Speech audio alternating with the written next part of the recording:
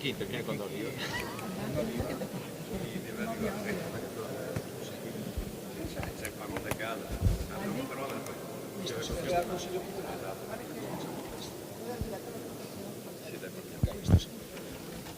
Buonasera a tutti. Questa volta non è un falso allarme, si parte davvero. Grazie mille per essere intervenuti a quella che si propone essere una delle prime serate legate al tema dell'Europa. Quello che è il punto di vista da parte del PPE, ma in generale degli europarlamentari presenti, riguardante l'Europa. Un'Europa che ci sembra sempre distantissima, che si conosce sempre molto poco, che si ricorda più o meno una volta ogni 5 anni.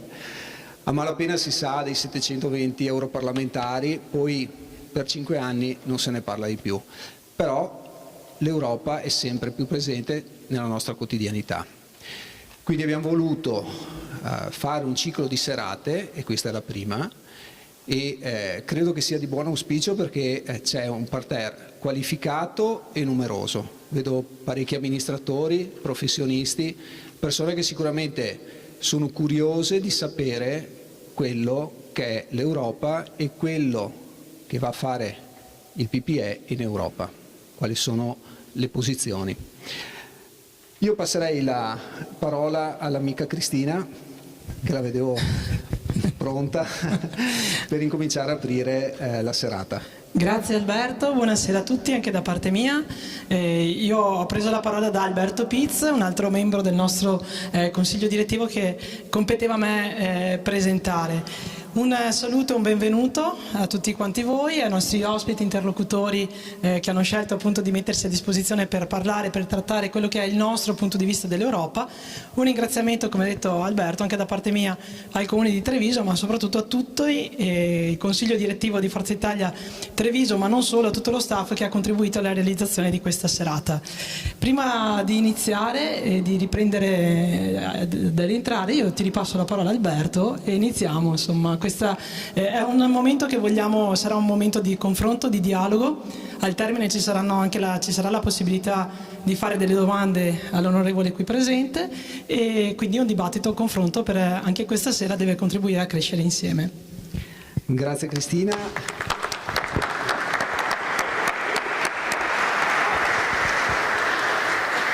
Grazie Cristina, la parola. Mi unisco nei ringraziamenti al Comune di Treviso che ha voluto concedere questa prestigiosa sede per fare questo primo convegno. La parola era prevista per l'assessore De Checchi, il quale è in Consiglio Comunale, mi ha avvisato che avrà qualche minuto di ritardo, per cui abbiamo deciso che la scaletta, anche per rispetto a voi che siete arrivati puntualissimi, venisse modificata, e passo la parola all'amico Giorgio Granello, il coordinatore provinciale di Forza Italia a Treviso. Di Treviso, provinciale Fabio. Ecco, intanto grazie a tutti per essere presenti, la sala è piena e nel programma che ci siamo un po' dati, un po' tutti noi, è quella di vivere prossimamente Treviso con un succedersi di eventi che possano portare un confronto che oggi verte in tema di Europa, ma conseguentemente nel programma parleremo di Treviso, parleremo del partito, parleremo di tutto quello che la cittadinanza oggi ci sta chiedendo. Ne approfitto in merito proprio anche per ringraziare uno dei nostri imprenditori che ha chiesto oggi di non essere nominato, ma che ci metterà nelle condizioni di avere una sede nostra gratuita, e lo ringrazio pubblicamente perché la location di questa sede è vicino all'aeroporto, quindi vicino all'autostrada, e quindi un modo per raggiungere la sede comodo per tutta la provincia e anche chi viene da fuori. Ecco, e oggi iniziamo, abbiamo detto, queste tematiche. Treviso è il capoluogo e Treviso, con la rappresentanza nostra di chi crede in questo partito moderato, popolare, europeo, le ha tutte per metterci nelle condizioni di dire facciamo politica per noi, facciamo politica per il territorio, e in questo caso è l'inizio di un percorso che spero che sia condiviso da tutti voi e che ci porti numerosi anche nei prossimi eventi. Grazie a tutti e passiamo la parola per procedere. Grazie Giorgio. Ha toccato un punto fondamentale per un partito, ma per tutte le organizzazioni e associazioni, che è appunto la sede. A che cosa può servire una sede? Beh, la sede può essere proprio un punto di incontro per partire e incontrarsi, tornare nel territorio con un partito a porte aperte e crescere insieme. Un percorso che può riguardare giovani, adulti, meno adulti, come potrete vedere, perché uno del punto dei saluti che fa parte dei saluti iniziali è proprio quello di presentare anche il partito Forza Italia come si sta riorganizzando. E a tal proposito inviterei qui sul palco per un breve saluto anche l'avvocato Letizia Ortica, che rappresenta Azzurro Donna Treviso.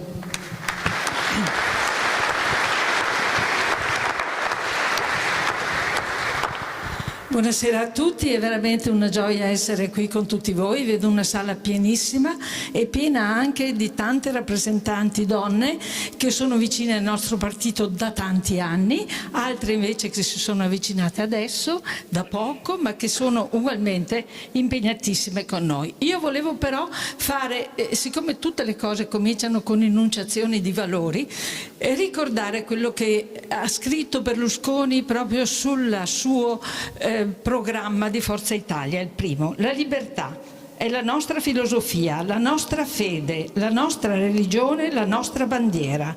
La libertà è l'essenza dell'uomo, l'essenza della sua intelligenza e del suo cuore, della sua capacità di amare e di creare.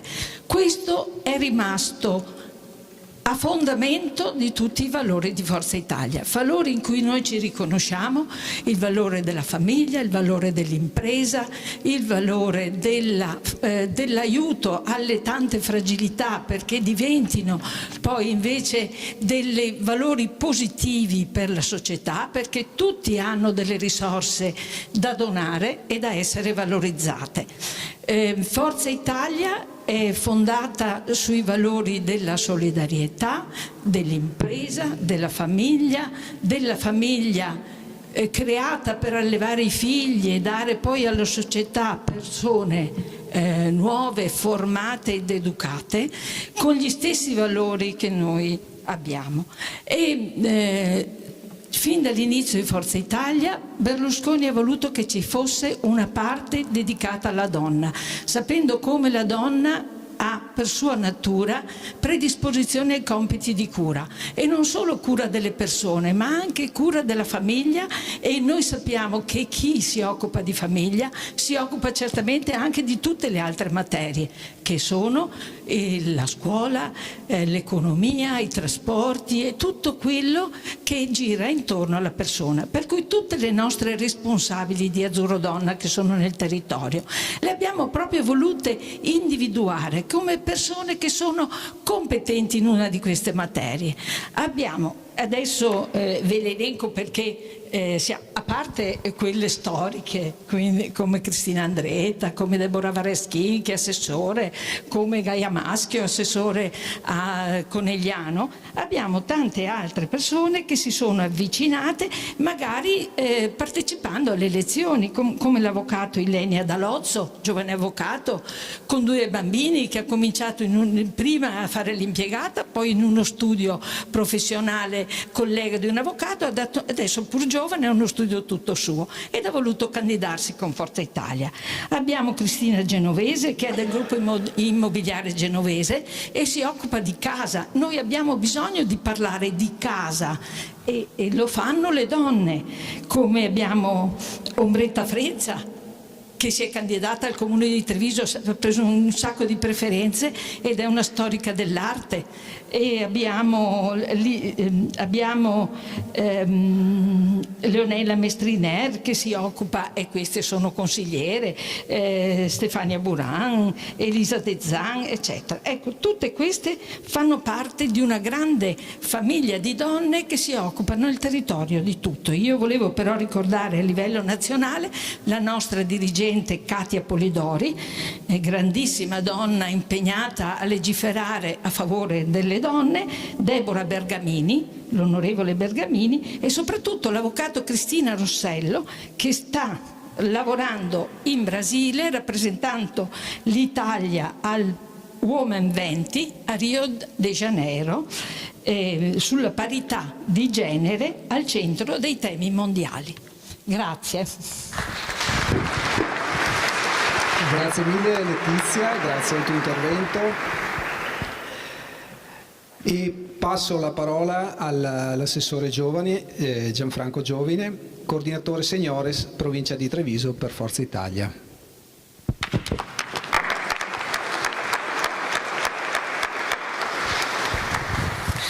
Grazie, buonasera a tutti.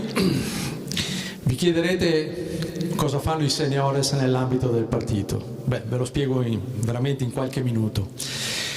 Silvio Berlusconi, quando ha capito che l'evoluzione della società italiana avanzava sempre di più con l'età, ha pensato bene strategicamente di creare il Dipartimento Seniores, che ha lo scopo proprio di curare questo segmento della vita sociale italiana in tutti i suoi contesti, naturalmente. Non era certamente, come qualche malizioso aveva detto, che era in virtù dell'età che aveva che guardava verso i seniores. No, guardava verso i seniores per i numeri. Quanti sono i seniores in Italia? Che percentuale di votanti ci sono in Italia over 65? Erano queste le considerazioni.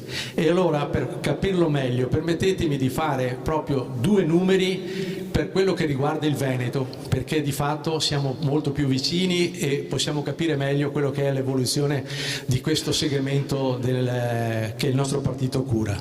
In Veneto il 25% della popolazione è over 65. Over 65 rappresentano appunto 1 milione di persone, 1 milione di cittadini veneti di fatto che sono coinvolti in questo segmento di età. Sono suddivisi e naturalmente ci sono l'età media di vita per gli uomini è di circa 81 anni, per le donne di circa 85 anni e rappresentano il 7% della popolazione veneta. Beh, per capire quanto aveva visto a lungo Berlusconi, vi dico che l'evoluzione qua in Veneto, nel giro di qualche decennio, raddoppieremo questa percentuale che rappresenta il 7%, diventerà il 14%. E allora ecco la motivazione che ci... Rappresentante dei giovani, vice sindaco di Sarmede. Sì, grazie. Grazie a tutti voi che siete qui questa sera, che tendenzialmente il lunedì è una serata che per definizione va collegata al divano e invece voi siete qui a ascoltare un tema importante che tocca tutti noi ogni giorno. Ho pensato alle due parole che volevo dire e penso all'Europa in sé. Io la scopro, la conosco appena accendo il computer alla mattina attraverso le normative e i regolamenti che poi vengono applicati nella legislazione nazionale. Attraverso i suoi principi, penso alla mia professione, alla libera circolazione dei lavoratori per esempio, penso a tutta quella normativa che ha permesso di ridurre il dumping sociale, ossia quella concorrenza sleale che vi è tra le imprese dell'est e le imprese occidentali dell'Europa occidentale. Poi tolgo i panni da consulente del lavoro, vesto quelli da vice sindaco e le riscopro ancora l'Europa attraverso gli importanti fondi che bisogna essere capaci di gestire, i fondi FESR, FEASR o quello che va più di moda adesso, il PNRR. L'Europa è centrale nella nostra vita professionale, di amministratori, nella nostra vita in generale, però sono stato chiamato qui a parlare come coordinatore dei giovani. Ecco, se posso dire la mia da giovane, i giovani hanno una percezione totalmente differente dell'Europa rispetto ai meno giovani. Per un giovane oggi è semplice prenotarsi un aereo e andare a Madrid domani sera, oppure non porsi neanche il problema che il computer che dovrà attaccare nell'aula di Parigi dovrà essere lo stesso, cioè comunque avrà dei problemi a collegarlo rispetto a quello che collega a casa. Ho fatto 2 esempi banali, ma per far capire che ormai lo spazio europeo è uno spazio che i giovani danno per scontato. Toccando piano ai giovani di imparare il dialetto veneto a scuola non gliene importa nulla. Per un giovane è importante imparare l'inglese, imparare il russo, imparare il portoghese, quello è importante per i giovani. Dopo anche le tradizioni, chiaramente, però la scuola è il luogo dove il giovane si proietta nel futuro, e il futuro di un giovane si chiama come minimo Europa. E qui interviene Forza Italia, secondo me, perché Forza Italia in questi anni, è vero, non ha avuto un exploit incredibile, ma è sempre cresciuta costantemente. Perché? Perché ha avuto la capacità di ascoltarlo questo paese, di guidarlo, ed è molto più difficile cercare il consenso parlando alla testa piuttosto che alla pancia. Però noi ci siamo. Richiamando quel voto utile che abbiamo tanto proclamato durante la campagna elettorale europea, quello vuol dire, cioè Forza Italia in Europa, e dopo ce ne parlerà anche il nostro coordinatore regionale ed europarlamentare Flavio Tosi, ma Forza Italia in Europa la palla la tocca, governa Forza Italia in Europa, e governa anche quando magari il nostro partito, il partito PPE, fa delle scelte forse un po' troppo ideologiche, perché anche quella direttiva sulle case green Forza Italia si è posta contro, perché Forza Italia conosce la realtà del proprio paese e sa benissimo, perché noi vogliamo un'Europa che tenga conto delle specificità e dell'eterogeneità dei paesi che costituiscono l'Unione Europea. Quindi sì, i giovani hanno sicuramente fiducia nell'Europa, ma l'importante è che Forza Italia non tradisca questa fiducia, perché secondo me potremo crescere ancora, ma l'importante è dare risposte concrete, e sono sicuro che noi siamo il partito giusto per darle. Grazie a tutti. Grazie mille Alessandro. Ritorniamo al salto di scaletta che avevamo fatto, salutando l'assessore Andrea De Checchi, che avevamo detto, Andrea, eri occupato in consiglio comunale, portavi delle delibere importanti e quindi giustificato il tuo arrivo in questo momento. Delle delibere sì, importanti non lo so, sicuramente c'erano delle delibere. Innanzitutto vi ringrazio gli organizzatori, ringrazio Flavio, ringrazio Fabio, Giorgio, Cristina, Alberto per aver scelto Treviso per questo appuntamento che segna un momento di ottimo incontro e la possibilità di parlare d'Europa, che è decisamente fondamentale in questo momento, quindi il fatto che abbiate scelto Treviso per farlo mi inorgoglisce e vi ringrazio di questo, e spero naturalmente che tutti quanti voi siete stati ben accolti da Santa Caterina, che come vedete ci ospita degnamente, immagino, e quindi di questo vi ringrazio. Poi, per venire al saluto e a un piccolo commento su quello che andremo a dire, mi scuso se magari qualcosa è già stato detto, ma lo ripeto, e se eventualmente mi tirate la giacca mi dice guarda che l'hanno già detto. L'Europa è un passaggio fondamentale per la vita di tutti quanti noi, ed essere ben rappresentati in Europa è fondamentale per il nostro futuro, per il futuro delle nostre comunità, e avere rappresentanti di un certo livello, di un certo peso e con una certa idea, quindi è direttamente fondamentale per le scelte che impegneranno nel futuro la nostra comunità, e quindi io sono assolutamente lieto che Flavio, che è un ottimo amministratore, abbia scelto di andare a portare le nostre istanze in Europa, perché si è sempre sottovalutato. Io ricordo da quando ho iniziato a fare politica, ahimè ogni volta che lo dico mi rendo conto che poi sono passati davvero tanti anni, era un po' il cimitero degli elefanti, veniva considerato un po' un fine carriera. La verità è che, immaginando che quell'Europa, quel soggetto a volte non particolarmente conosciuto, fosse il cimitero degli elefanti, abbiamo fatto sì che abbiamo mandato a volte rappresentanti che hanno interpretato quell'avventura come il cimitero degli elefanti, E questo ci spiega perché alcuni paesi sono decisamente cresciuti e alcuni paesi non hanno avuto dall'Europa quello che avrebbero meritato e quello che avrebbero dovuto pretendere, proprio per la scelta dei rappresentanti in Europa. Ecco, anche in questo noi, devo dire, oggi diamo un segno diverso ed è, a mio modo di vedere, fondamentale. Ed è fondamentale anche per l'approccio ideologico alla rappresentanza che in Europa dobbiamo avere. Essere in un partito liberal popolare è un elemento che deve darci serenità da un punto di vista politico, perché viviamo un momento storico dove i grandi fenomeni sociopolitici, socioculturali che, ahimè, nei telegiornali quotidianamente vediamo, pensare che non abbiano una ricaduta sul nostro sistema economico, sociale, politico, è qualcosa di folle. Quindi vedere questo cambiamento radicale, immaginare che si è con allarmi bomba da bombardamenti a una distanza inferiore rispetto a quella di Madrid, è qualcosa che penso nessuno di noi poteva immaginare prima di questo periodo storico. Il Medio Oriente è un momento, devo dire, difficile, anche di interpretazione difficile, e a momenti di interpretazione difficili l'unica cosa che non possiamo permetterci è dare risposte facili. Problemi difficili hanno necessità di soluzioni articolate, il che non vuol dire incomprensibili o eccessivamente arzigogolate, vuol dire che un problema complesso necessita di una soluzione complessa.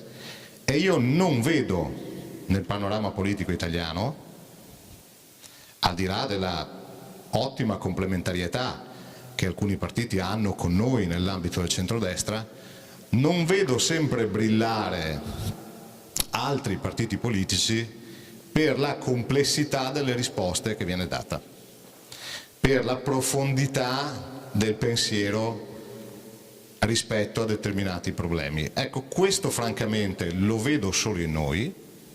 Devo dire che questo con buona possibilità può anche essere che ti faccia scontare qualche punto percentuale, perché una soluzione complessa, una soluzione che spinge al ragionamento, una soluzione che non paga l'immediatezza di una risposta alla pancia, può in alcuni casi sembrare non la più appetibile, quella con meno appeal. Però, per fare un esempio, e vedo tanti amministratori, quindi se qualcuno è stato impegnato in questi giorni per qualche dissesto idrogeologico, gli porto le vicinanze del Comune di Treviso, le mie personali, e un ringraziamento alle forze dell'ordine e alla protezione civile che ci sono state vicine in questi momenti. È come immaginare che un soggetto che possa andare ogni tanto a scopare una caditoia possa risolvere oggi il problema idrogeologico.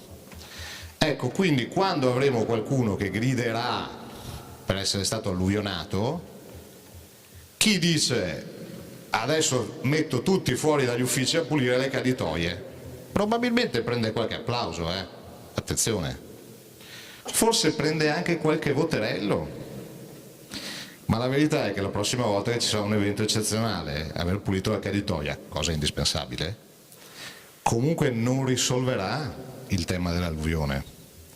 Quindi forse, per declinare questo esempio in maniera un po' più ampia, quando i problemi sono complessi, quando c'è un Green Deal che pesa sul nostro assetto economico, quando l'automotive è fortemente in discussione perché non sa come rispondere concretamente al tema dell'elettrico in questo momento, e forse non è neanche pronta, neppure la Germania, a rispondere completamente a qualche idea, forse apprezzabile sulla carta ma ancora non applicabile, credo che valga la pena mettersi lì al tavolo e discutere con la stessa capacità di approfondimento delle tematiche, senza impegnarsi immediatamente in qualche scelta, la prima che mi passa per la testa, ma perché forse prendo un applauso oggi. La verità è che prendo l'applauso oggi ma non risolvo il problema domani e non risolvo neppure dopodomani. Allora quello che dobbiamo in qualche misura perseverare nel far capire a chi ci è vicino, alle nostre comunità, perché attraverso questo la comunità di amministratori, la comunità di cittadini, la comunità complessiva può migliorare, è che la complessità della risposta, la capacità di affrontare con temi moderati, con prospettiva, con lungimiranza un problema, è quello che mette al riparo noi, i nostri figli, i nostri territori, la nostra economia. La risposta semplice che molto spesso viene data non paga. Ecco, l'unica forza politica in questo momento che personalmente vedo in grado di fare questo in Europa e in Italia è Forza Italia. Lo vedo oggi, l'ho visto nel passato e sono sempre più convinto che lo vedrò nel futuro se il livello della nostra rappresentanza è quello che vedo a questo tavolo e in questa platea, quantomeno per questo territorio. Io sono convinto, Fabio, che continuando ad essere fermi sui nostri valori, sui nostri ideali, sul nostro modo di proporre le nostre soluzioni e nel merito delle nostre soluzioni, credo che questa battaglia alla lunga la vinceremo. La vinceremo certamente in compagnia di qualcuno, perché da soli evidentemente non si va da nessuna parte, ma anche, devo dire, nelle compagini più ampie, più complementari, essere tra coloro che hanno la capacità di tirare la giacca e ogni tanto di dire pensa prima di parlare, credo che sia qualcosa che vada apprezzato. In Forza Italia io personalmente vedo questo e vedo che c'è sempre più gente che la pensa come noi e che ha la capacità di capire che da Tajani in giù questo coraggio di tirare la giacca quando vediamo che qualcosa non viene fatta o non viene detta o non viene pensata come si dovrebbe, noi ce l'abbiamo. Grazie.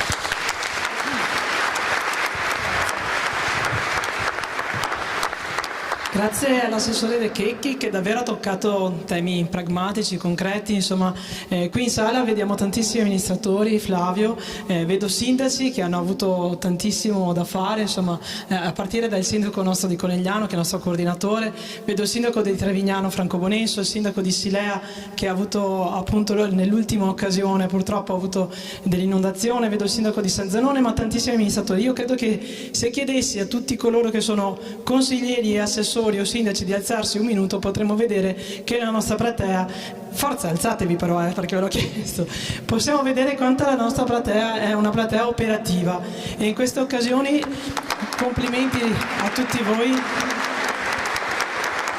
perché quando il territorio chiama sono proprio i nostri amministratori che sono chiamati a rispondere al territorio, quindi grazie Andrea che hai introdotto questo meraviglioso tema. Sempre rimanendo in tema di attualità, non so se tutti voi lo sapete, ma proprio ieri si sono svolte le elezioni provinciali qui in provincia di Treviso e il nostro partito Forza Italia ha scelto di correre con una lista propria, allargandola proprio a amministratori civici. Questo per una scelta che il partito ha dentro, è intrinseca fin da sempre, perché è un partito basato sulla democrazia, sulla libertà, un partito moderato che vuole parlare e parla con la voce del territorio, ha deciso di fare questa avventura. Il risultato è stato davvero straordinario, quindi questo è anche un momento in cui vogliamo ringraziare tutti coloro che si sono spesi e che hanno corso per dare la possibilità a 3 dei nostri rappresentanti di diventare consigliere provinciale. Oggi è anche il 30 di settembre, quindi tanti amministratori sono in sede di consiglio comunale, non sono potuti essere qua né Paola Chiesse e né Fabio Maggio, ma abbiamo Matteo Bellinato, il nostro consigliere provinciale che è stato eletto proprio ieri. Matteo, se ti vuoi alzare, complimenti. Un grande lavoro di squadra, perché il successo singolo passa sempre attraverso il lavoro di squadra e di squadra si parla, e quindi io passo la parola proprio al nostro coordinatore provinciale Fabio Chiesse, nonché anche sindaco di Conegliano.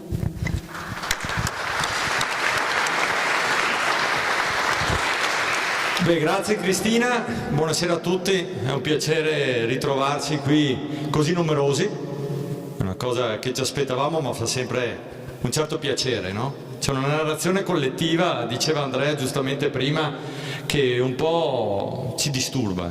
C'è questa narrazione collettiva che ci fa credere, per esempio, che l'Europa non sia il posto dove si decide. C'è qualcuno che continua a farci credere che stare nei territori piccoli, stretti, sia qualcosa di bello, senza capire che questo abitarci continuo, come si diceva prima, porta l'Italia ad essere quello che in Europa è stata fino a ieri, il posto dove si mandavano giustamente coloro che non si sapeva più dove mandare, forse rompevano anche un po', li si mandava in Europa, magari stavano tranquilli lì, non importa se sapevano parlare in inglese, non importa se parlavano con qualcuno mentre erano in Europa, l'importante è che stesse là e non venissero tanto, non tornassero tanto a casa se non di tanto in tanto. E questa narrazione collettiva è la stessa che ogni tanto ci dice che può esistere un mondo dove non c'è integrazione. Io so che Forza Italia ogni tanto affronta temi difficili, ma è per questo che è il partito che ci piace. È il partito all'interno del quale noi stiamo bene perché riteniamo che possa dare le risposte giuste a una società del futuro. Sono andato, la buttiamo un po' in maniera leggera, sono andato a inaugurare l'anno scolastico un mese fa. Sono entrato in una classe prima, 22 alunni, 2 italiani, che mentre la dirigente parlava di integrazione ho detto quello a fianco speriamo che integrino i nostri perché 22 a 2 la vedevo difficile. Ma questa è l'Italia del futuro. Cioè noi abbiamo oggi il 40% mediamente dei ragazzi tra i 6 e i 12 anni che sono extracomunitari o dirigono extracomunitari e tra gli 0 e i 6 anni 60. Vuol dire che tra 18 anni questa sarà la nostra società dei diciottenni, una società nella quale abbiamo grandi opportunità, non ci sono solo problemi. Noi dobbiamo spiegare a questi ragazzi che il nostro paese con delle tradizioni. Aveva ragione prima Alessandro quando diceva che ai giovani è importante insegnare in inglese, eccetera, ha ragione e io so come la pensa, ma so anche che questo va insegnato nel rispetto delle nostre tradizioni, perché se hai le radici forti sul nostro territorio puoi andare in giro a spenderti nel mondo, tornare, portare a casa tutto ciò che hai imparato e far crescere il nostro paese. E questi sono i nostri ragazzi, ma i nostri ragazzi sono anche coloro che nascono in Italia, amano il nostro paese e faranno grande il nostro paese come l'hanno fatto prima di noi i nostri nonni. Se non crediamo in questo, purtroppo illudiamo la gente che il futuro possa essere diverso. Questo è l'unico futuro possibile, per cui noi dobbiamo lavorare per un'integrazione giusta, per un'integrazione dei valori radicali del nostro paese, ma al tempo stesso capire che le ricette del futuro non possono essere quelle del passato. Le azioni di ricordo, le azioni romantiche sono belle, ma ci insegnavano una volta i politici che esistono 2 tipi di amministratori, quelli che quando vedono uno che piange si siedono a fianco a lui e piangono assieme, e quelli che gli danno una mano e gli dicono che c'è una via da poter seguire. Quando io vedo gli amministratori di Forza Italia vedo i secondi, vedo quelli che sanno dove andare, vedo quelli che si fermano, spiegano le cose, danno una mano alla persona in difficoltà e la portano sulla strada giusta. Ne vedo altri che purtroppo si fermano a piangere insieme a questi. Come diceva Andrea, magari qualche voto oggi lo prendono, ma noi vogliamo prendere qualche voto e risolvere i problemi di un paese in difficoltà. Sono contento per una cosa, ho visto prima, ringrazio Giovine per l'intervento, i seniori hanno un ruolo fondamentale, ringrazio Letizia, ma devo dire che è una cosa che rende orgogliosi tutti noi, me, Cristina, il coordinamento provinciale, Gianfranco, Letizia, è guardare i nostri giovani. Noi abbiamo avuto dei partiti che negli anni hanno avuto una classe dirigente giovane importante, che però hanno ancora quella classe dirigente dopo 30 anni. Non hanno fatto crescere nessuno, si sono abitati su se stessi. Noi invece abbiamo una classe dirigente di ragazzi. Io farei il contrario, li farei alzare quelli sotto i 40 anni in questa sala. Provate a alzarli un attimo. Dai, sotto i 40 anni alzate, avete gambe buone o no? Perché no, ecco questa, io sfido qualsiasi partito oggi a fare un congresso, a fare alzare e trovare i giovani che abbiamo noi, e sono giovani che fanno i vice sindaci, che fanno i sindaci, che fanno gli amministratori, che hanno aspettato il loro turno, nonostante siano giovani, hanno con calma e responsabilità fatto i consiglieri comunali, fatto la gavetta, sono arrivati oggi nei ruoli di vertice dei propri comuni e sono il partito di domani. Noi non dobbiamo aver paura dei ragazzi. Come diciamo sempre noi in coordinamento provinciale, la cosa più bella che ci può essere è vedere i ragazzi che crescono con noi, arrivano a fare i sindaci, i consiglieri regionali, gli assessori regionali e danno quella spinta al partito che in questo momento mancava. Ringrazio Flavio perché ha dato fiducia, e questa è la verità, ci ha permesso di fare delle azioni importanti e l'azione più importante si è vista anche ieri quando la nostra lista ha ottenuto oltre 180 consiglieri comunali che hanno fatto la lista sul nostro simbolo. Sono stati 180 consiglieri, di cui una parte è iscritta al partito, un'altra parte vede nel nostro partito l'unico movimento in grado di interpretare un allargamento al centro che dimostra la differenza tra noi e gli altri. Noi abbiamo rispetto per gli altri partiti del centrodestra, governiamo assieme in molti comuni, ma abbiamo le nostre idee, abbiamo l'orgoglio delle nostre idee, abbiamo la certezza di portare avanti idee corrette, abbiamo la serenità di portarle avanti sapendo che il background che abbiamo alle spalle ci consente di portarle avanti con credibilità.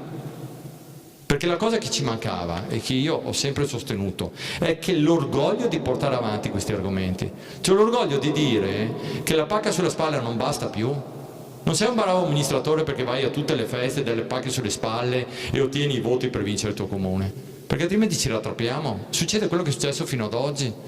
Abbiamo un Veneto che non ha inciso come doveva incidere, scusate se dico quello che penso, abbiamo una provincia di Treviso che tante volte non ha inciso come poteva incidere. Se noi guardiamo i dati economici reali di cos'è questa regione, non possiamo rattrappirci qua, dobbiamo pensare che una regione come la nostra deve guidare il paese, cioè non possiamo pensare di essere contenti a casa nostra.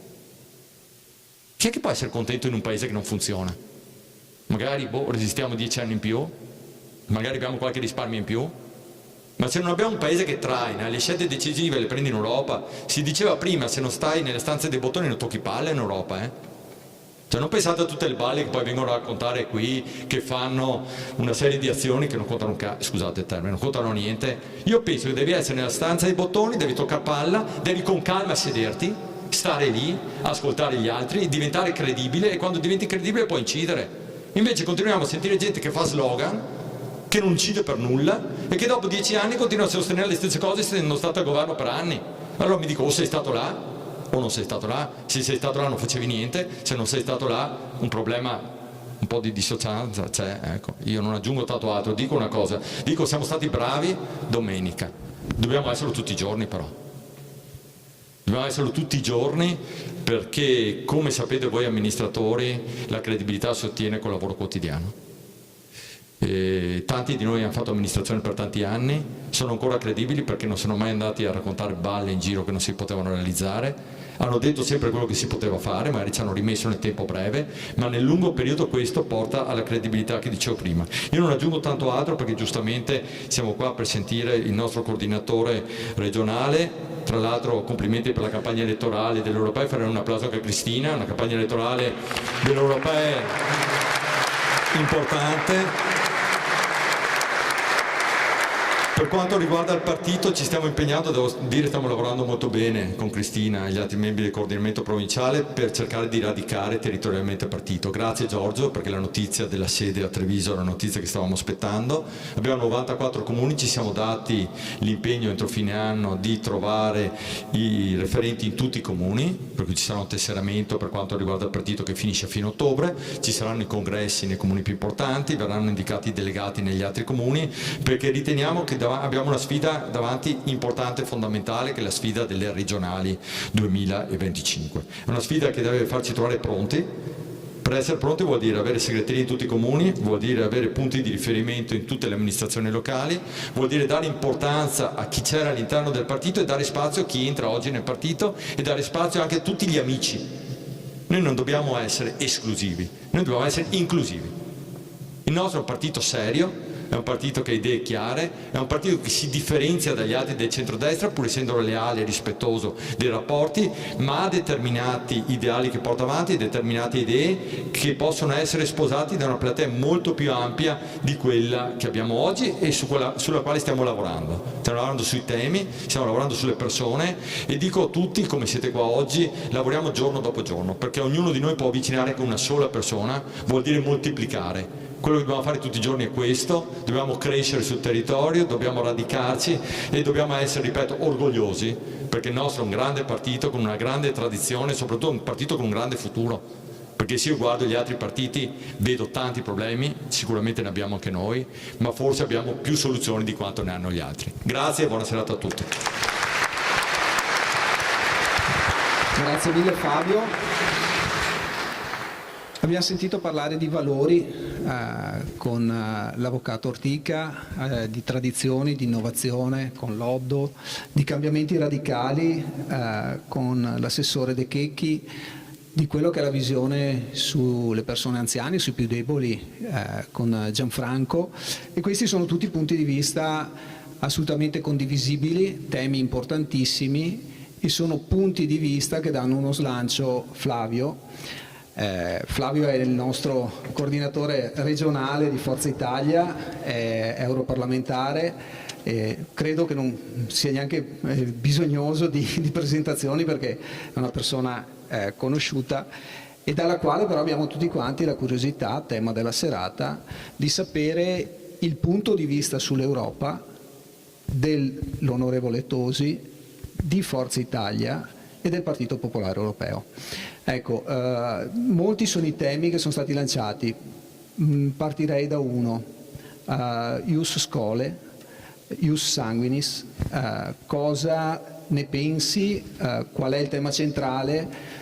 Abbiamo avuto molti slogan da parte anche di compagni di avventura, sia a Roma che a Bruxelles. Vorremmo sapere da parte tua qual è la posizione del PPE e la posizione di Forza Italia e il tuo pensiero personale.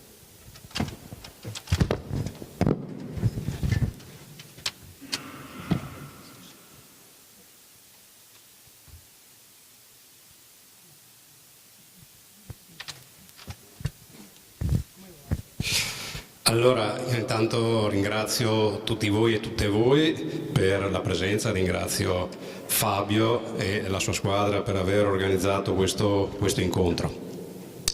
Ringrazio i ragazzi e le ragazze presenti perché appunto avere tanti giovani qui in sala fa molto piacere, è stato anche un piacere ascoltare Alessandro e le sue parole. Gli amministratori, i sindaci, i colleghi, insomma io sono in Europarlamento ma sono stato 30 anni in Comune di Verona come consigliere comunale, come sindaco, quindi quel ruolo che ti rimane nel cuore e quindi invidio un po' Andrea perché appunto lui fa parte ancora della macchina amministrativa locale. Mi complimento per il risultato delle provinciali perché eleggere con una competizione, perché l'altra volta mi ricordo ci fu una lista unica di tutti, quindi lì con la lista unica chi viene candidato viene eletto. Invece questa volta sono stati eletti 3 nostri rappresentanti con un'alleanza intelligente con le civiche, perché appunto Forza Italia è il partito normalmente più vicino a chi si sente civico, perché chi fa parte delle liste civiche locali non è di estrema destra, non è di estrema sinistra, normalmente sono persone moderate, di buon senso, che si riconoscono ovviamente anche in un partito nazionale e quindi direi che Forza Italia è l'interlocutore naturale. Per riuscire ad avere 3 eletti su 16, che vuol dire 20%, vuol dire appunto avere una forza in provincia di Treviso che avevamo anni fa ma ultimamente non avevamo più avuto, e quindi appunto bravi per come avete lavorato per queste provinciali tutti assieme. Penso bravi, vi ringrazio anche per quanto riguarda tutti gli ultimi risultati che abbiamo ottenuto come Forza Italia a livello regionale, perché il nostro coordinatore Antonio Tajani ci aveva dato un risultato, un target, un obiettivo a noi tutti che era quello di arrivare al 10% alle elezioni europee e l'abbiamo raggiunto. E penso che un anno fa, quando è scomparso il nostro leader, il presidente Berlusconi, del quale fra l'altro sarebbe ricorso ieri il compleanno, in quel momento credo che in pochi avrebbero scommesso che Forza Italia sarebbe non solo rimasta un partito presente, ma che sarebbe ulteriormente e continuamente cresciuta.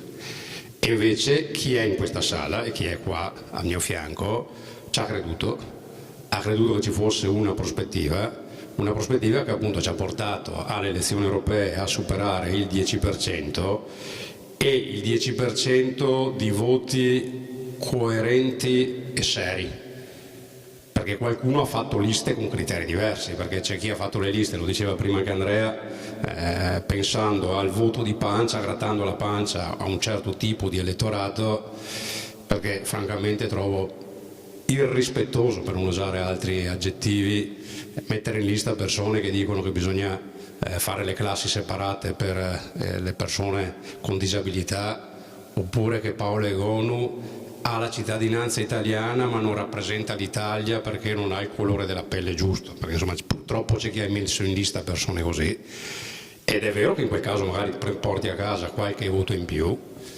però quei voti lì non li vogliamo. Cioè noi cerchiamo il voto dell'imprenditore, dell'artigiano, dell'agricoltore, del dipendente, dell'impiegato, del pensionato, della casalinga, delle persone serie, di buon senso, pragmatiche, moderate, che poi rappresentano la larga maggioranza del popolo veneto. Chi vuole avere quei voti lì glieli lasciamo, perché sono voti che sinceramente non fanno parte dei valori del bagaglio di Forza Italia e nemmeno del Veneto. È vero che c'è una parte, per fortuna largamente minoritaria del nostro paese, che la pensa così, ma questo appunto è scelta da altri. E l'impegno e portare avanti appunto con coerenza, con serietà questi programmi, questi progetti ci ha portato a passare dal 3,5% circa alle regionali del 2020 al 7% alle politiche del 2022, parlo del Veneto, all'8,6% alle ultime europee, quindi con una crescita assolutamente non solo costante ma anche una crescita insomma robusta. Alle ultime europee dei 5 collegi in cui è suddiviso il nostro paese, in soli 2 collegi siamo saliti dappertutto in termini percentuali. In 2 siamo saliti sia in termini percentuali che di voti, perché sapete che l'affluenza cala, quindi magari tu aumenti in percentuale però i voti sono meno di quelli della volta precedente. In soli 2 collegi abbiamo aumentato sia la percentuale che il numero dei voti, e sono le isole e il nord-est, quindi il nostro collegio. E le 2 regioni che sono cresciute di più in termini di consenso, sia in percentuale che in termini di voti assoluti, sono state la Sicilia e il Veneto. Quindi credo che dobbiamo essere tutti orgogliosi e orgogliose di aver fatto una bella campagna elettorale, perché abbiamo fatto una splendida campagna elettorale e Cristina lo sa bene, qui al mio fianco, insomma, rappresenta chi ha combattuto insieme a voi, ma ripeto, veramente è stata una bella campagna elettorale, con tutti che ci abbiamo creduto, sapendo, insomma, se io sono stato eletto ovviamente lo devo a voi, ma fino a qualche tempo fa nessuno avrebbe scommesso che il nord-est avrebbe avuto 2 eurodeputati un'altra volta, perché uno per tradizione, per l'accordo che viene fatto con gli amici della Südtirol Volkspartei, che fanno parte anche loro del PPE, un posto di fatto in automatico viene attribuito all'SVP, e quindi riuscire ad avere ancora un altro europarlamentare veneto credo che sia appunto un orgoglio per tutti. E veniamo quindi al tema dell'Europa e delle prospettive, pensando comunque che, come ci ha chiesto Antonio Tajani, dovremmo arrivare a superare il 20% a livello nazionale alle prossime elezioni politiche, e il tempo e il modo di arrivarci c'è, perché visto che siamo riusciti a traghettare il 10% in un tempo molto breve per le elezioni europee, abbiamo altri 3 anni prima delle elezioni politiche, quindi c'è il tempo di arrivare a quella soglia, a quel risultato, continuando a lavorare appunto come si sta facendo adesso, anche parlando di Ius Scholae, come si è detto, e su quello sicuramente interveniamo, perché appunto ci sono dei traguardi anche intermedi. Sappiamo che l'anno prossimo, adesso bisogna capire se si vota o autunno 2025 o a primavera 2026. Diciamo che è più probabile autunno 25 che non primavera 26 per le elezioni regionali, per il semplice motivo che è la scadenza naturale, perché si votò a settembre del 20, e perché le regioni, diversamente dai comuni, i comuni per legge nazionale votano fra il 25 aprile fra il 15 aprile e il 15 giugno, e quindi tutti i comuni votano in quello scaglione, tranne quella parte che per colpa del Covid votarono appunto sfasati. Anche la Regione Veneto votò sfasata per il problema del Covid, ma le regioni votano, e lo vedete anche in questi mesi, sempre. Ci sono regioni che votano in ottobre, regioni che votano in dicembre, regioni che votano in febbraio, quindi non c'è un problema di collocazione della fascia temporale del voto regionale, quindi l'ipotesi più probabile è che da qua a un anno ci siano le elezioni regionali. E quindi lì, e questo sarà un compito, ma la presenza in questa sala, sia in termini di quantità ma anche di qualità, e ripeto, apprezzo molto il fatto che siano tanti giovani, ci fa ben sperare rispetto a quello che dovremmo fare, ovvero sia con i coordinatori provinciali, con tutti gli amministratori, e visto che adesso in ottobre, poi si chiude il tesseramento per fare tutti i coordinamenti cittadini nei prossimi mesi, sarà costruire un programma per le prossime elezioni regionali che ovviamente ci vedranno insieme al centrodestra com'era, com'è e come sarà, ma con le nostre proposte e con la nostra identità. Cioè con un partito che presenta delle idee a livello regionale, perché siamo alleati, ma non abbiamo tutti la stessa idea, non siamo tutti uguali. Le grandi infrastrutture del Veneto, le ultime realizzate, le più importanti in ordine di tempo, dal Mose al Passante alla Pedemontana, al di là di chi le inaugura, perché poi insomma le inaugura chi le finisce, ma c'è chi le progetta e le finanzia. E tutte quelle grandi infrastrutture sono state progettate e finanziate e iniziate quando la regione era governata da Forza Italia. Questo penso che dobbiamo ricordarcelo anche rispetto al tema dell'autonomia, che è un tema giustamente dibattuto e giustamente molto sentito, ma quando venne approvato il referendum, che sono 7 anni fa, il referendum per l'autonomia votato fra l'altro da una maggioranza no assoluta di più dei veneti, perché anche gli elettori, quasi tutti gli elettori centrosinistra votarono per chiedere l'autonomia, il quesito che passò e che fu la base del successivo referendum fu il quesito proposto da Forza Italia, perché dei 5 quesiti proposti l'unico costituzionale era quello proposto da Forza Italia e quindi da lì partì il percorso per l'autonomia. Adesso qualcuno fa polemica rispetto alle posizioni anche di questi giorni di Antonio Tajani, che ha fatto una precisazione, e adesso andiamo proprio sul punto di quel tema dell'autonomia e delle deleghe, perché Antonio Tajani ha detto, secondo me, ministro degli esteri, la delega ai rapporti internazionali e al commercio estero, secondo Antonio Tajani, dice, deve rimanere in capo allo Stato. Allora, come è formulata la legge che è stata approvata da tutto il centrodestra all'unanimità in Parlamento e quindi appunto da Forza Italia, Fratelli d'Italia e Lega, lo ribadisco perché tutti hanno approvato questa legge e questo percorso. È previsto che siano le materie LEP e non LEP, le materie dove ci sono dei livelli essenziali di prestazione e delle materie dove non ci sono questioni economiche dietro, per capirsi. Le materie LEP sono quelle dove lo Stato potrebbe doverci mettere dei soldi e sono quelle dove quindi è stato deciso da tutto il centrodestra insieme che siano garantiti a tutte le regioni i livelli essenziali di prestazione.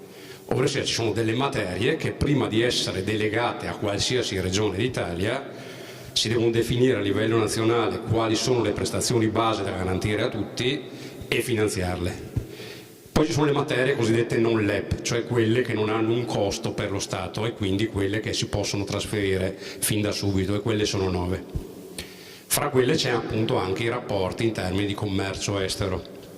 Quello che ha detto Antonio Tajani, perché la legge cosa prevede? Prevede che, questo lo prevede la Costituzione, che ci siano 23 materie che possano essere attribuite alle regioni. La legge istitutiva dell'autonomia differenziata prevede che su queste materie ci sia un confronto, una trattativa tra lo Stato e le regioni e lo Stato decide quali materie può delegare e quali no, perché appunto è previsto dalla legge votata anche dalla Lega, che appunto sia lo Stato insieme alle regioni a confrontarsi su questo.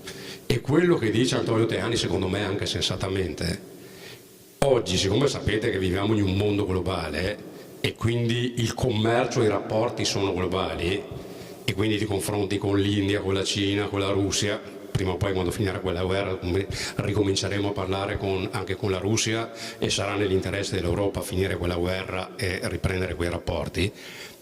Dicevo, ti confronti con i grandi colossi internazionali e allora è improbabile che l'assessore regionale del Veneto venga ricevuto dal presidente della Cina anziché dal presidente dell'India anziché dal presidente degli Stati Uniti, perché ci si confronta fra omologhi. Quando vai a parlare di commercio estero con il presidente cinese anziché il presidente americano, anziché quello indiano, anziché quello di qualsiasi altro grande paese con i quali si fanno affari, si confrontano con l'omologo. E questo che ha detto Antonio Tajani. Ha detto, perché se si pensa che un assessore regionale di una delle qualsiasi 20 regioni d'Italia possa andare, ma detto con molto rispetto, non viene neanche ricevuto da quei capi di Stato, perché quei capi di Stato si aspettano di confrontarsi con chi è loro pari grado. Quindi per questo ha fatto questa puntualizzazione dicendo fra le 9 materie, perché sono appunto le 9 materie come vi dicevo prima, non LEP, su questa ragioniamoci perché forse non è il caso. Ma ripeto, lo ha detto sulla base di una legge votata da tutto il centrodestra che prevede questo, cioè prevede che delle materie ci si confronta fra Stato e Regioni e si decide assieme quali devono rimanere a livello centrale e quali possono e devono essere devolute. Questo per dire perché appunto ogni partito all'interno della coalizione di centrodestra ha una sua identità, ha una sua dignità, può formulare le sue proposte e venendo allo Ius Scholae, perché è vero, e torno a quello che diceva anche prima Andrea, che qualcuno per motivi di pancia può dire, fra l'altro facendo confusione, perché l'immigrato clandestino che delinque con lo Ius Scholae non c'entra assolutamente nulla, quello è un tema di sistema giudiziario, di norme che magari effettivamente devono essere riformate, di aumentare i centri per le espulsioni in modo da espellere realmente chi c'è bisogno di espellere o tenere in carcere chi deve essere incarcerato. Ma lo Ius Scholae si applica a dei bambini e a delle bambine che cominciano ad andare a scuola in Italia a 6 anni, la proposta di Forza Italia è questa, ci stanno fino a 16, quindi 10 anni, oltre la scuola dell'obbligo, perché 16 vuol dire oltre la scuola dell'obbligo, sempre promossi, quindi con profitto, e penso che piuttosto che la legge attuale che dice che chiunque abbia compiuto i 18 anni e sia in Italia da 10 anni può chiedere la cittadinanza a prescindere, cioè a prescindere dal titolo di studio, da quello che ha fatto, da quello che ha conseguito, una proposta che dice do la cittadinanza a chi è qua da 10 anni ma è stato a scuola 10 anni e quindi si è integrato, è una proposta di sano buonsenso. E quindi va spiegato, ma avrete notato che le categorie economiche tutte si sono dette tutte subito a favore, sia perché appunto è una proposta sensata, ma perché c'è anche un fatto di interesse nazionale. Abbiamo, ahimè, il calo demografico, e il calo demografico lo sconfiggi in 2 maniere. Una a lungo termine, perché è chiaro che se tu fai delle politiche per la natalità e per la famiglia, riduci il calo demografico. La Francia è riuscita, la Francia è l'unico paese europeo in questo momento ad avere più nati che morti. Detta molto brutalmente, questo è il problema dell'inverno demografico, ma la Francia è 20 anni che investe in quella direzione ed è arrivata a questo traguardo.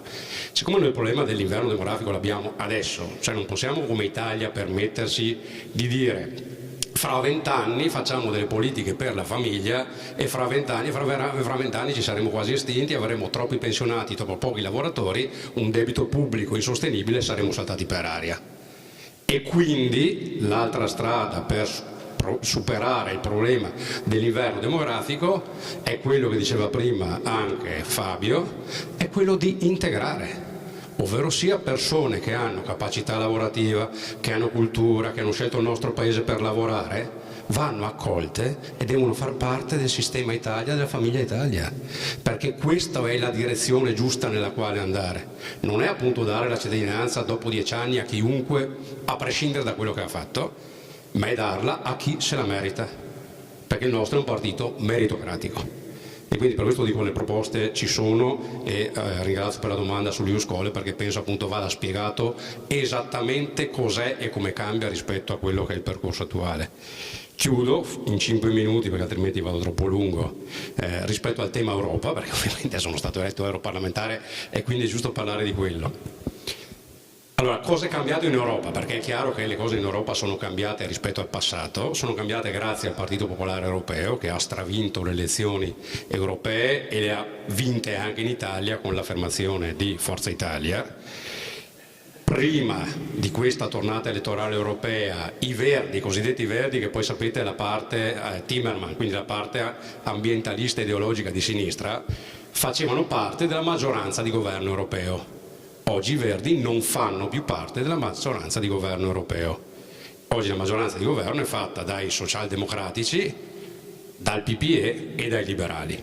I Verdi hanno votato la von der Leyen, ma hanno scelto di votarla, ma non hanno avuto posizioni di governo, di maggioranza all'interno appunto del governo europeo, l'hanno votato a loro, buon per loro. Forse, questa è una mia valutazione, avrebbe dovuto votarla anche il partito di Giorgia Meloni, perché nell'interesse nazionale forse era il caso, perché se oggi Raffaele Fitto giustamente ha la posizione che avrà di commissario, di vice della von der Leyen esecutivo, ce l'ha perché Antonio Tajani ha chiesto al Partito Popolare Europeo di votare comunque per Raffaele Fitto, nonostante il partito di Giorgia Meloni, il raggruppamento che è l'ECR, abbia votato contro la von der Leyen. Però grazie al fatto che il PPE è il primo partito d'Europa e Tajani è persona di grande credibilità e rispetto all'interno del PPE, oggi Raffaele Fitto nel prossimo futuro avrà riconosciuto quel ruolo, l'Italia avrà riconosciuto quel ruolo. Dicevo, la maggioranza è cambiata, i Verdi sono fuori, quindi una maggioranza molto più di centrodestra. Ci sono già stati due fatti molto recenti, l'avrete anche sentito insomma, sui giornali o in televisione. La problematica dei lupi non è un caso se adesso, dopo le elezioni europee, finalmente l'Europa dice che il tema del lupo va affrontato, perché sapete che il lupo è specie altamente, lo è ancora perché insomma c'è ancora qualche passo burocratico da fare, ma il passo fondamentale è stato fatto. È una specie altamente protetta vuol dire che non la puoi toccare. E sapete che adesso per i nostri agricoltori, per i nostri allevatori, per i nostri pastori stava diventando un problema insostenibile, che non vuol dire che apri la caccia al lupo, vuol dire che fai delle politiche di contenimento, perché non puoi, ovvio che devi avere rispetto dell'ambiente, ma nell'ambiente ci sta l'uomo e quindi devi anche pensare alle ragioni dell'economia, dell'agricoltura e alla sua tutela. E dico, non a caso dopo queste elezioni europee con i Verdi fuori dalla maggioranza passa questo tipo di proposta. Un altro voto che c'è stato, perché è ovvio che adesso come Parlamento europeo ci troviamo ad avere in eredità una serie di direttive e di accordi votati dalla precedente maggioranza che c'era in Europa e quindi in aula arrivano le proposte di quella commissione, perché ovviamente prosegue l'iter e arrivano quelle proposte. Adesso ovviamente arriveranno le nostre, ma per adesso una parte è il bagaglio del passato. È arrivata in commissione e poi in aula una proposta, ripeto, della precedente commissione che diceva sostanzialmente questo riguardo all'agricoltura. C'era questo uso assolutamente scorretto sia da un punto di vista dell'economia che da un punto di vista della salute, che prevedeva che noi abbiamo detto, noi Europa, tutti, ai nostri agricoltori determinati prodotti in agricoltura non si possono usare perché sono nocivi. Però, come Europa, avevamo detto che chi invece produce fuori dall'Europa usando quei prodotti entro determinati limiti li può importare in Europa. Come Commissione Ambiente e poi come Aula abbiamo bocciato quella proposta, che era una proposta della precedente maggioranza che vi ho descritto prima, perché tu non puoi dire ai nostri agricoltori che tu questi prodotti non li usi perché sono nocivi, però se qualcuno all'estero fuori dall'Europa li usa poi li può importare, per un motivo appunto di concorrenza sleale, perché è chiaro che qualcuno produce con regole diverse e con minori costi, ma per un fatto sanitario, perché se tu dici che un prodotto è nocivo, non è che è nocivo se lo usi tu sui tuoi prodotti in Italia, però se li usi fuori poi lo compri, allora va bene. Presto vi dico, le cose sono già cambiate e c'è già un indirizzo netto, e questo riguarderà le famose case green, perché la direttiva sulle case green è figlia di quella maggioranza europea e verranno cambiate. Lo stesso dicasi per la direttiva dei motori endotermici, quella che prevedeva all'inizio che al 2035 tutti i motori endotermici sarebbero stati cassati per passare tutti all'elettrico. Poi c'è stata una prima modifica ancora con la precedente Commissione europea che ha previsto che i combustibili sintetici potessero essere ammessi. Adesso si arriva all'ammissione dei combustibili anche bio, perché fra l'altro l'Italia è il maggior produttore europeo di combustibili bio, ma poi si arriverà a modificarla drasticamente perché si è capito che fare tutto e solo elettrico fai l'interesse della Cina e non dell'Italia e dell'Europa, perché poi alla fine vai lì, la Germania tardi, vedete anche elettoralmente come la sta pagando, tardi si è accorta che dire tutto elettrico a tutti i costi è antieconomico e ammazza la nostra economia. Questo per dire che le cose stanno cambiando, perché appunto c'è una diversa maggioranza e c'è un peso del PPE che è assolutamente determinante più di un tempo, e di Forza Italia all'interno del PPE, perché là, e chiudo ribadendo quello che è stato detto prima rispetto all'Europa, in Europa davvero c'è una distinzione netta tra maggioranza e minoranza, e vi dico qual è lo scenario rispetto alla maggioranza di governo italiana. Noi in Italia abbiamo i tre partiti di maggioranza che ben conoscete. In Europa, in tutte le commissioni, io sono in commissione ambiente, sono due commissioni, ambiente e trasporti e turismo.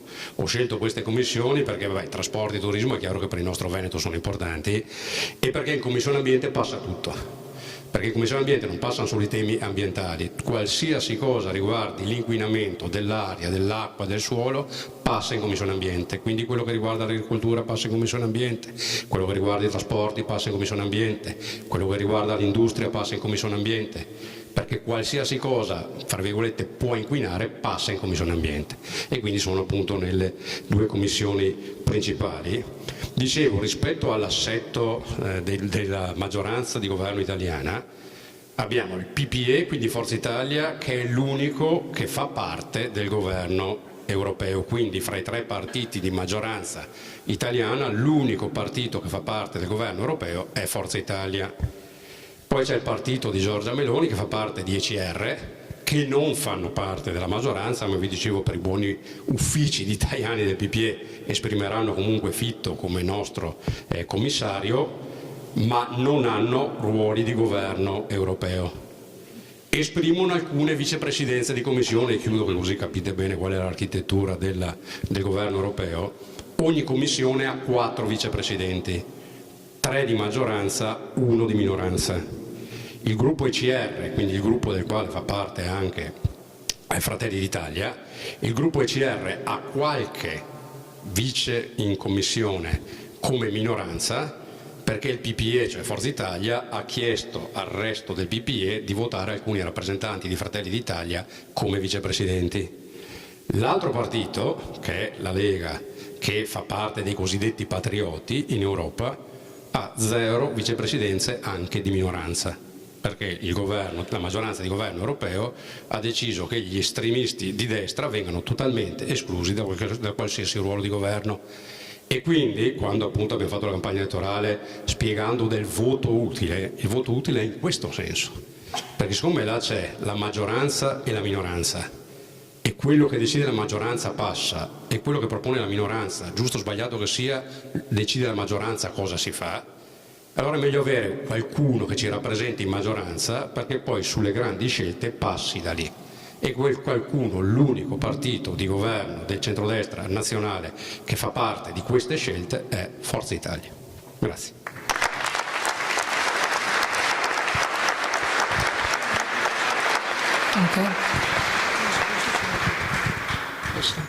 Beh, grazie onorevole, grazie Flavio per questo passaggio fondamentale, perché abbiamo capito, io ho avuto modo effettivamente di comprenderlo in questa ultima campagna elettorale, quanto effettivamente viviamo quotidianamente di Europa, perché sembra sempre che sia un ente così tanto lontano, ma in realtà ci coinvolge proprio giorno dopo giorno, e le nostre scelte le vediamo con il Green Deal, ha toccato i diritti, abbiamo parlato appunto di economia e potremo parlarne finché si vuole. È sempre una questione di scelta, dicevi, no Flavio? Dicevi è una questione di scelta, esserci oppure subirle, ma se abbiamo scelto di esserci per orientarle, non solo cambiarle o migliorarle, ma proprio per orientarle. Facciamo un salto molto breve perché credo che tutti noi siamo un po' interessati a tornare magari per un attimo in regione. Se puoi magari farci una piccola finestra sul tema IRAP, che in questi ultimi mesi e settimane hanno davvero coinvolto le nostre pagine dei quotidiani, e magari anche lanciarci quale può essere la prospettiva di questo partito, di questo nostro movimento che si sta allargando, e quale prospettiva appunto per le prossime regionali. Allora, grazie, e dopo lasciamo allora lo spazio alle vostre domande, però ringrazio Cristina perché in effetti questo è un tema che avrei dovuto toccare ma mi è sfuggito facendo l'analisi complessiva. Allora, per quanto riguarda la questione IRAP, il tema è che nel bilancio regionale chi governa la regione, che non siamo noi, perché per volontà di chi è maggioranza in regione oggi, Forza Italia non esprime né presidenti di commissione né assessori. Quindi a Forza Italia a livello regionale le scelte vengono comunicate, cioè ci viene detto abbiamo deciso così, se volete votate, altrimenti amen, perché questa è la situazione, e devo dire in maniera inedita e inusuale perché se una volta c'erano le parti invertite, cioè di gran lunga il primo partito era Forza Italia e qualcun altro era più piccolo, ma la scelta del presidente Berlusconi, l'indicazione, è sempre stata ovunque, anche nelle grandi città, di dire a tutti i partiti della coalizione si riconosce una rappresentanza nella giunta, che sia comunale, che sia provinciale, che sia regionale, perché almeno si condividono le scelte e si governa assieme, anche per un fatto di pari dignità.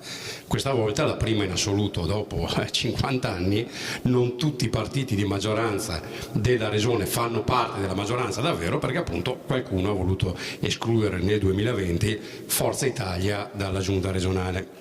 E quindi ci viene, anzi l'abbiamo letta sui giornali, leggiamo sui giornali la questione dell'aumento dell'IRAP. I numeri quali sono? 50-60 milioni che mancherebbero rispetto al bilancio regionale per riuscire ad arrivare a pari.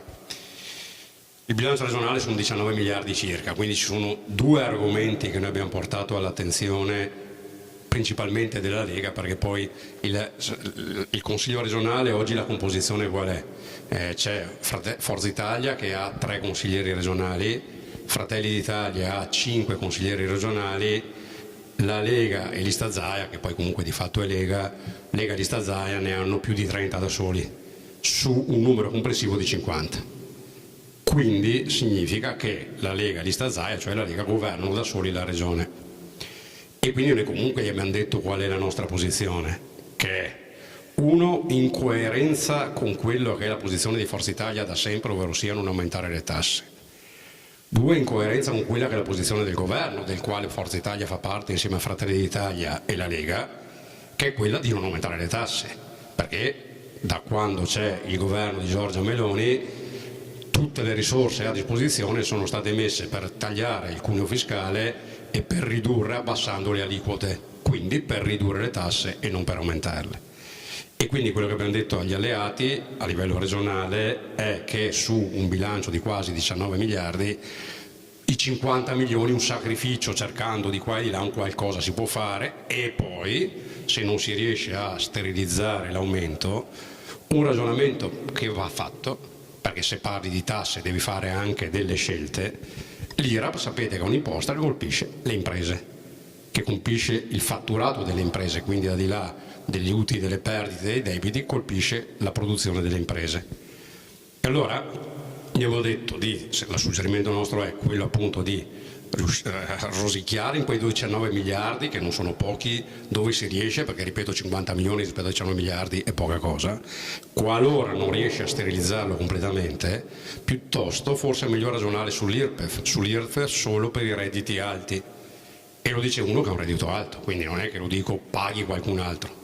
Però se tu colpisci i redditi alti IRPEF, comunque vai a chiedere qualcosa a chi come sottoscritto la possibilità di dare una mano ce l'ha, e non vai a colpire solo le imprese, perché l'IRPEF vai a colpire solo le imprese in un momento di difficoltà per le imprese, perché oggi le cose non vanno bene. C'è la Germania ferma per il nord-est e per il Veneto in particolare è un grande problema, e quindi oggi chiedere alle imprese di una tassa ulteriore non è il momento. Quindi queste sono le proposte che abbiamo fatto alla maggioranza regionale. So che anche all'interno della Lega ci sono tanti che la pensano così, poi insomma vedremo quale sarà l'esito del dibattito, ma penso che come Forza Italia, rispetto a quello che sono i nostri valori, i nostri ideali, che sono quelli appunto di aiutare l'economia a crescere, perché quando l'economia cresce comunque si sta meglio tutti. Invece colpire le imprese in un momento di depressione economica è particolarmente pericoloso. Speriamo che appunto ascoltino questa nostra proposta.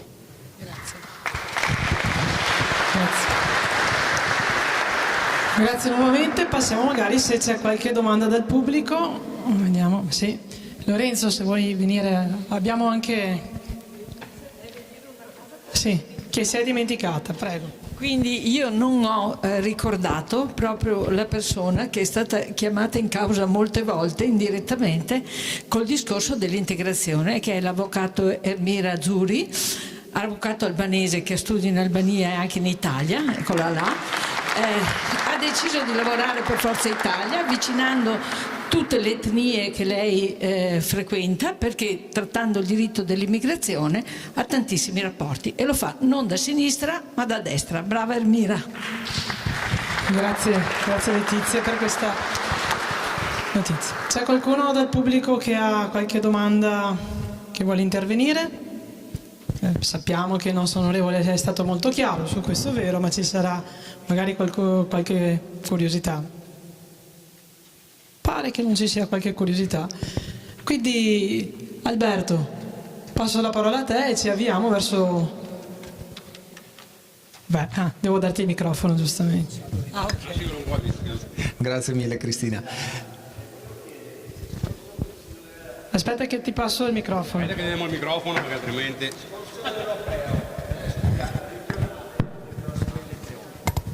Come siamo messi? Cioè, come siamo messi cosa significa? Argomenta un po' la domanda, come siamo messi? Ma allora, intanto ecco una cosa, ne approfitto perché questo è significativo rispetto all'assetto attuale. Come vi dicevo, noi alle ultime elezioni regionali nel 2020 con il 3,5%, ripeto adesso siamo quasi al 9% alle ultime europee, ottenemmo 2 eletti. Con i numeri di adesso, cioè con il risultato delle europee, in un quadro più normale, perché avete visto che anche alle elezioni europee la Lega ha raccolto il 14%, cioè i dati di una volta non ci sono più.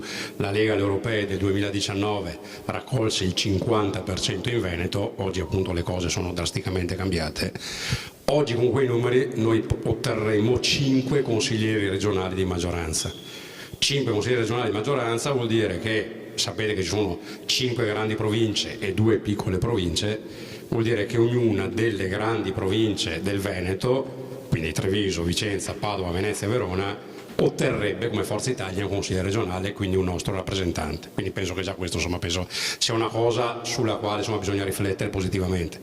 Quale sarà l'assetto? Ovviamente sarà una maggioranza di centrodestra unita, perché al di là di qualcuno che racconta i suoi dicendo ma noi ci facciamo la nostra lista civica, andiamo da soli, vinciamo da soli, voteremo insieme alla Puglia, voteremo insieme alla Campania, si voterà in diverse regioni e nessun partito della maggioranza di governo a Roma consentirà a qualcun altro di fare corse solitarie da qualche parte, perché questo vorrebbe dire che in qualche regione si perde e questo vuol dire che cade il governo, perché se uno si mette a fare sti giochi qua cade il governo nazionale. Quindi in Veneto, come in Campania, come in Puglia, come in Toscana, come in tutte le grandi regioni che andranno al voto, come in quelle che sono andate e stanno andando al voto, il centrodestra si presenterà unito. Su chi saranno i candidati governatori, questo dipenderà dagli assetti complessivi, ripeto, rispetto a queste regioni che voteranno, perché è chiaro che oggi Fratelli d'Italia avanza un credito rispetto al resto del centrodestra a livello nazionale, tant'è che la candidata dell'Emilia Romagna che vota a metà novembre è una candidata espressa da Fratelli d'Italia.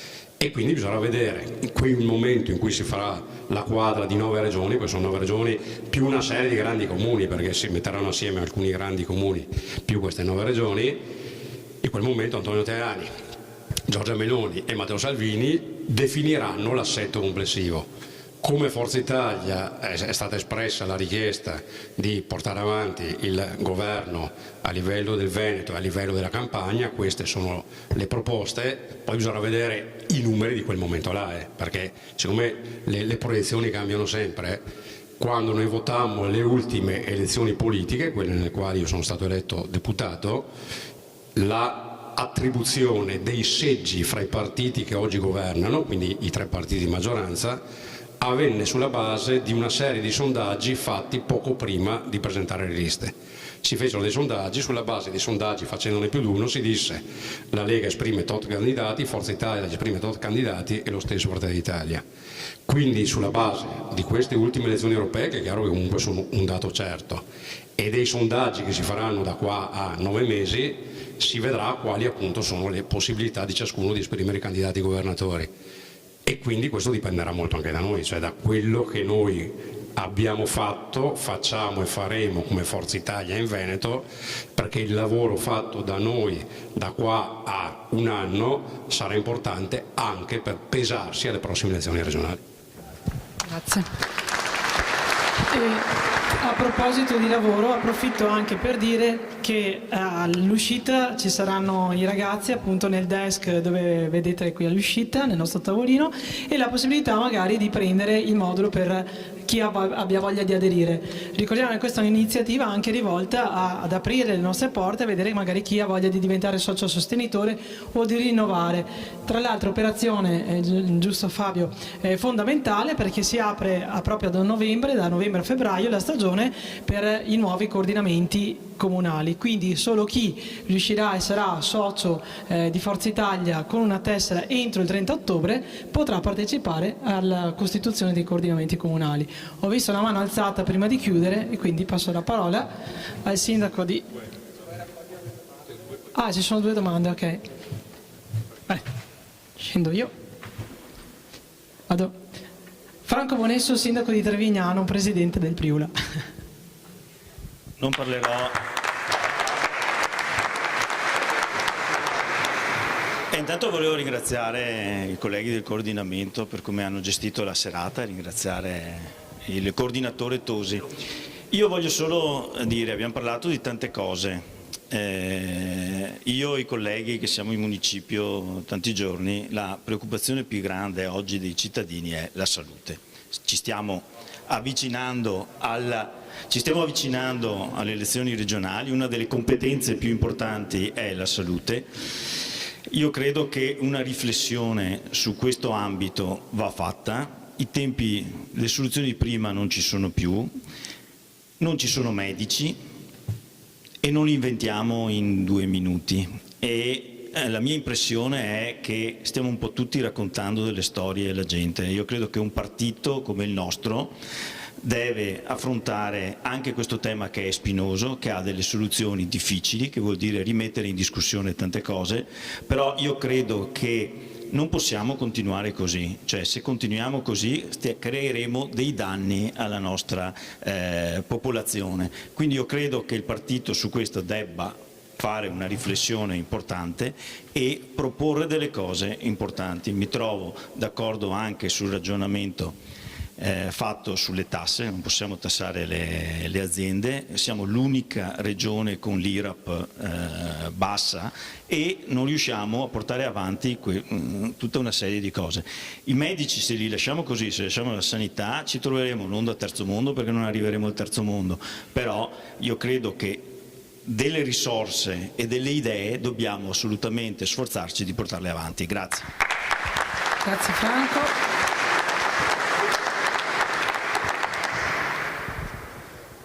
Io mi rendo conto di andare un po' fuori tema perché siamo in un contesto di problemi locali, ma chiedo all'onorevole Tosi, sono stato quest'estate in Norvegia, che fa parte sì e no dell'Unione Europea, no? E lì si può lasciare il portafoglio in mezzo alla strada e lì rimane. Ecco, noi qua invece sappiamo come siamo. Adesso l'Europa, c'è la famosa Corte di Giustizia delle Comunità Europee che ogni volta che emana una sentenza noi siamo con le mani nei capelli perché non abbiamo i mezzi, non abbiamo gli uomini, non abbiamo nulla per riuscire a... Non hanno per fortuna, grazie a Dio, perché adesso interrogare un delinquente per chiedergli se per favore lo possa arrestare fra 2 mesi, mi sarei dimesso prima, non l'avrei mai fatto, mi sarei rifiutato. No, questa era parentesi, ma dicevo, è possibile che l'Europa non riesca a rendersi conto che la Norvegia è diversa dall'Italia dove abbiamo 9 mafie? Cioè è possibile che non riusciate a temperare un attimo o a fare qualche cosa? Non so neanche io bene cosa, ma siete voi in Europa e l'Europa dovremmo essere uniti, ma noi, loro, perché oramai io ripeto sono fuori dal manicomio, cioè è possibile che non si riesca a fare qualche cosa, un sistema di giustizia graduato o un sistema la possibilità di aiutare l'Italia a uscire visto che il buonsenso è quello che dovrebbe governare, quando si leggono certe decisioni, queste decisioni hanno buonsenso in Norvegia, ma in Italia no.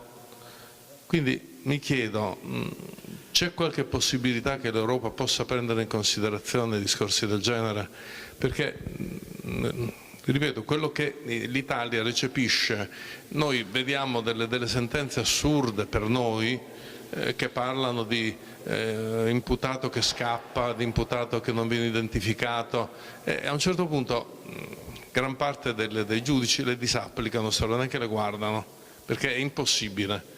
E quindi noi abbiamo un potere dello Stato che è completamente, oltre ad essere al di fuori per i motivi che Berlusconi ha detto, che io condivido perfettamente, ma abbiamo un potere dello Stato che è praticamente al di fuori del sistema europeo. Non riusciamo, unitamente alla situazione italiana, che assolutamente non è quella europea. La situazione italiana è una situazione di guerra. Quello che si ostinano a non capire è che la situazione italiana, noi abbiamo mafia 'ndrangheta, mafia cinese, mafia albanese, mafia pugliese, camorra, tutta questa gente non c'è in nessun'altra parte d'Europa. Quindi qualcosa la fate o no? O la dobbiamo fare noi? Cioè, questa è la domanda. Sì. Chiedo scusa, rubo pochissimo tempo, ma la volevo dire perché dopo in macchina mi pento di non averla detta. Quindi ringrazio innanzitutto tutti gli amici che hanno organizzato questa splendida occasione, speriamo possano essere anche più frequenti, magari con sempre con qualche rappresentante anche a livello nazionale, europeo, benissimo, grazie. Se magari c'è maggior difficoltà, vediamo di farlo anche noi. Una cosa, ho sentito la proposta che l'onorevole Tosi ha proposto a chi è in maggioranza in regione per andare a sistemare quei famosi 50 milioni. A me sembra una cosa anche intelligente di aumentare l'IRPEF. Lei sa chi la paga l'IRPEF? I dipendenti e i pensionati. L'IRAP non è vero che viene calcolata sul fatturato delle aziende. Fino a 4 anni fa da 3,21 è sempre stato tolto sul fatturato il costo dei dipendenti fino a zerarli, adesso sono tutti quanti scaricati. Lei ha detto anch'io ne prendo tanta.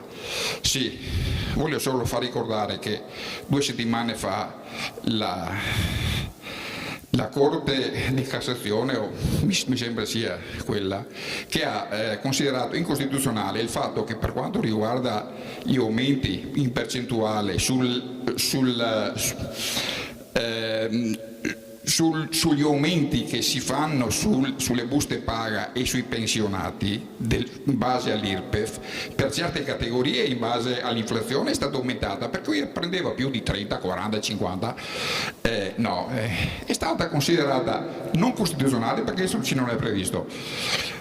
Proporre di aumentare l'IRPEF, io ho avuto modo di dire, e lo considero la cosa peggiore che uno possa pensare. Cioè, per me veramente, cioè uno che ha lavorato e che ha pagato tutti i suoi contributi regolarmente tutti i mesi, che alla fine i soldi li ho dovuto dare allo Stato e si trova anche a dover aumentare perché se uno ha lavorato di più, ma io ho lavorato in ambienti dove ho sempre visto gli imprenditori pagare bene i propri dipendenti, però non gli hanno mai dato i soldi gratis, a chi lavorava, produceva e si dava da fare.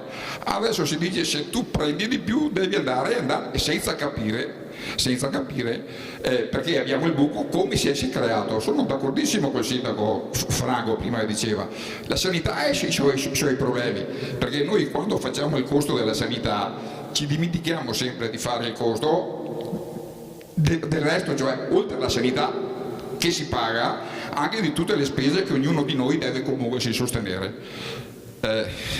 Non le dico che non la considero un'ottima idea quello di aumentare l'IRPEF ai dipendenti perché magari hanno pagato tutti i contributi.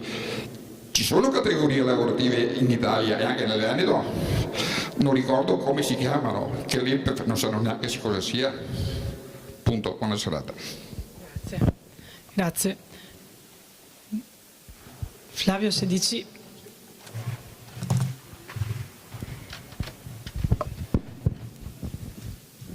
Allora, rispetto all'aumento della tassazione, io ho specificato che la cosa migliore da fare per prima è provare a sterilizzare quell'aumento dei 50 milioni su 19 miliardi di bilancio. Poi ho parlato di aumento dell'IRPEF per i redditi più alti, che è vero che sono persone che hanno pagato le tasse, ma se io devo scegliere fra tassare le imprese, che uno può guardarla come vuole, ma vuol dire tassare le imprese, o tassare chi ha un reddito alto come sottoscritto, perché non ho parlato di tutti i pensionati, di tutti i dipendenti, di chi... Scusi, domanda e risposta. Grazie. Quindi la scelta è quella di decidere dove andare a incidere e in un momento come questo forse è meglio non andare a toccare le imprese perché sono quelle in maggior difficoltà e se vanno in difficoltà le imprese va in difficoltà tutto il sistema. Per quanto riguarda la giustizia condivido la preoccupazione. È anche vero che uno dei temi nei quali l'Europa ha meno competenze è quello dei sistemi penali, perché in realtà lì c'è la più ampia autonomia lasciata ai singoli paesi e adesso questo governo, e lo si dimostra insomma pian piano nei fatti, sta cominciando dalle piccole riforme, comunque passo passo una serie di norme che sono state approvate per affrontare una serie di determinati reati, alla grande riforma che sarà quella della separazione delle carriere, che porterà l'Italia a essere un paese un po' più normale da un punto di vista del funzionamento della giustizia e quello sarà una delle grandi battaglie che si porteranno avanti. Ma ripeto a livello nazionale, perché a livello europeo i paesi non hanno passato all'Europa sovranità in termini di giustizia penale, a parte qualche fattispecie. Da ultimo, quello è il tema, quello della sanità.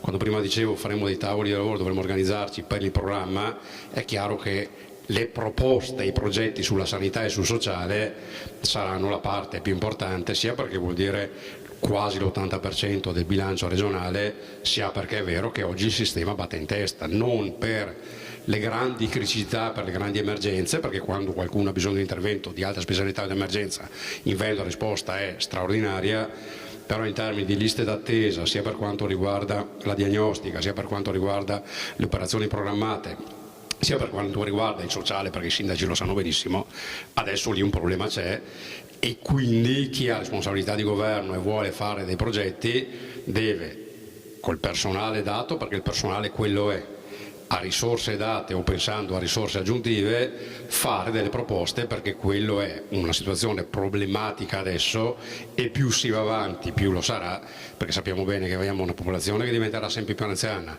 sempre più pensionati, sempre meno lavoratori e quindi è chiaro che quello è un problema che va affrontato e quindi ringrazio per lo spunto perché è chiaro che quello sarà l'asse portante del progetto per il prossimo governo regionale, sarà sicuramente la questione sociosanitaria. Grazie. Grazie onorevole. Sì, vuoi passare ad Alberto? Allora, innanzi andiamo verso la chiusura. Allora, da parte mia un grazie a tutti voi, un grazie all'assessore De Checchi anche per l'ospitalità da parte del Comune in questa meravigliosa sala. Grazie onorevole, grazie Flavio, so che non ami essere chiamato onorevole, quindi questa sera ogni tanto lo chiamavo onorevole, ogni tanto Flavio, che così facevo un po'. Grazie al nostro coordinatore Fabio Chiesse, grazie Giorgio Ganello e lascio ad Alberto, insomma, grazie ad Alberto e lascio a te la chiusura. Contraccambio e ringraziamenti Cristina, grazie Cristina, mi unisco ringraziando l'assessore De Checchi ai ringraziamenti fatti alle autorità e alle persone presenti che hanno voluto dedicare del loro tempo a questa serata. Mi piace ricordare una cosa, che l'Italia dà il santo patrono all'Europa, è San Benedetto la Norcia, e dico questo perché siamo in un monastero e tutto nasce dai monasteri, dai ragionamenti che venivano fatti nei monasteri e portati in giro per l'Europa. Chissà che sia di buon auspicio le riflessioni che abbiamo fatto con l'onorevole Tosi, per poi fare noi dei proseliti fuori, spiegare meglio quella che può essere una visione politica moderata e di stampo cristiano. Una buona serata a tutti e vi ringrazio di aver partecipato.